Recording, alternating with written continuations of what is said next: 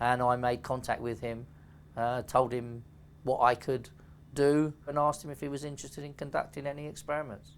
He was desperately interested in being able to document scientifically that what he did was real.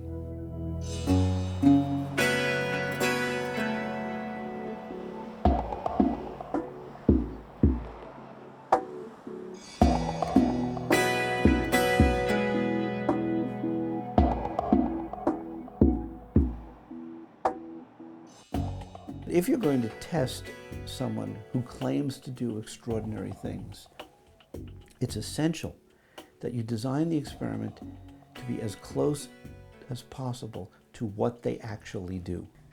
Dr. Schwartz asked me how best I would construct an experiment that would, in my view, as a non-scientist, demonstrate what I claim to be able to do. The basic design of the experiment was that Christopher was going to dream about going to 10 different places, 10 consecutive days. It wasn't just one, it was 10 dreams, and it involved selection of targets, and it involved choice of a target on the day, so that neither Chris nor Schwartz knew where they were going. So it was decided that he would select a variety of locations, all sufficiently different from one another, that I would be taken to on different days, and I would ask the dreams in advance to show me where will I be on day one, what will I see, where will I be on day two, what will I see.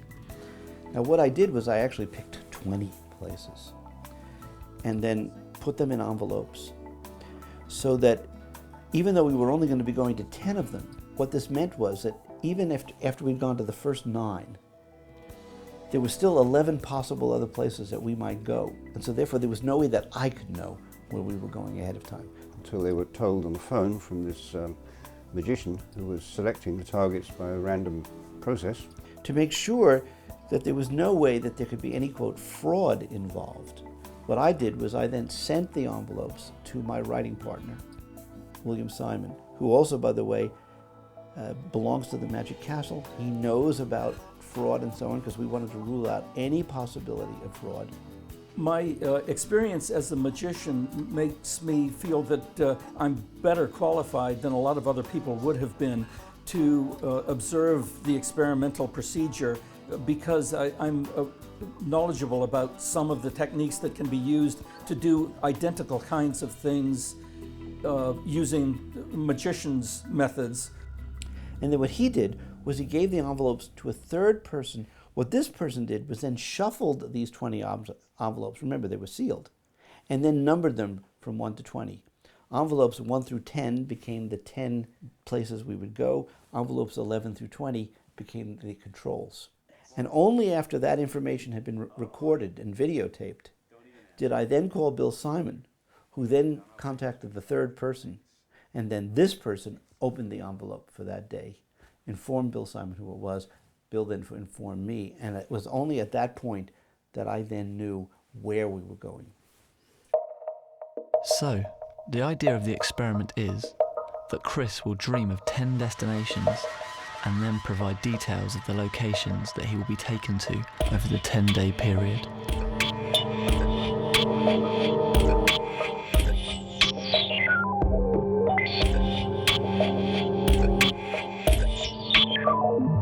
I saw a newspaper, it was called The Sun. I was looking at a screen and there were these devices.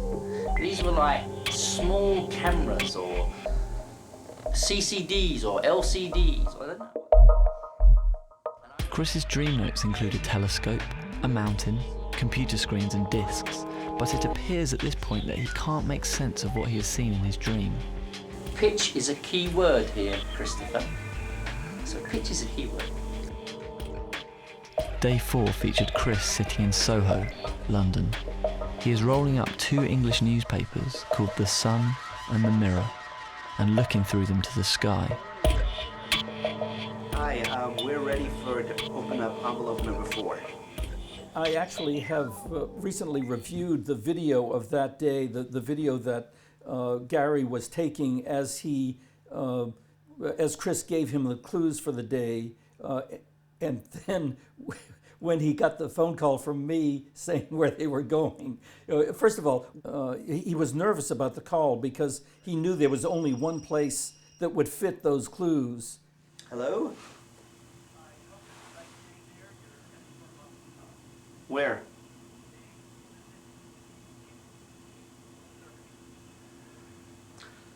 Oh boy. Oh.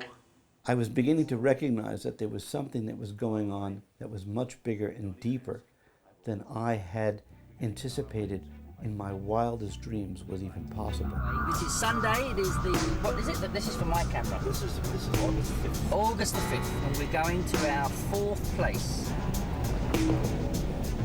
And I feel very strange today because when I looked at my data for the last 3 months about where I was going today, it said that it would be a Sunday.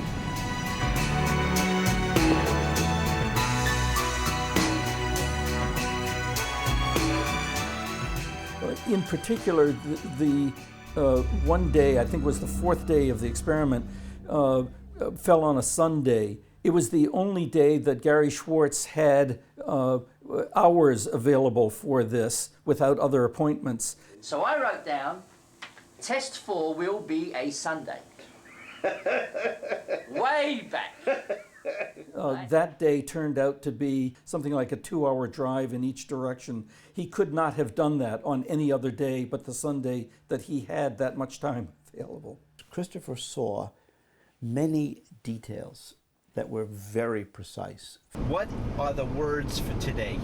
The words for today are pitch, are sun and mirror, are Olympus, and I said Olympus is a Greek mountain, and I was looking at the newspapers in my dream in a place in England called Soho. But is that a key word, Soho? No, Soho's probably not a key I'm word. asking you what a key But word it could, are. but it'll have a relevance somewhere. Okay, that's not what I'm asking. That day turned out to be at the Kitt Peak Observatory on top of a mountain outside Tucson. Okay, we are driving up Kitt Peak, and I have now confessed to you, since you've discovered that there are observatories up there, telescopes and everything else. And so this you've road got doesn't 90%. go anywhere else. Right, there's nowhere else. I have confessed the most important part of this is that I was taking you to the place where they have the largest solar observatory in the world, the largest sun telescope in the world. This is the Kitt Peak National Observatory. Oh, look at that! I'm going to get out and take another picture with my little camera as well. Oh boy. Oh boy! Oh boy, look at this. And you got sun and Sunday and mirror and CCD devices. Right, it's all about the sun. It's the all whole there. thing. The whole and thing. The whole pitch. thing. This angle of this telescope is pitched. Yeah. When I heard you reading this, and I said, my God, if this is the Kitt Peak National Observatory, you have got more than a bullseye, you've got more than a dazzle shot. You have got the ultimate information. And there was this extended camera. Right. Because I said the lens at the front of the camera was 100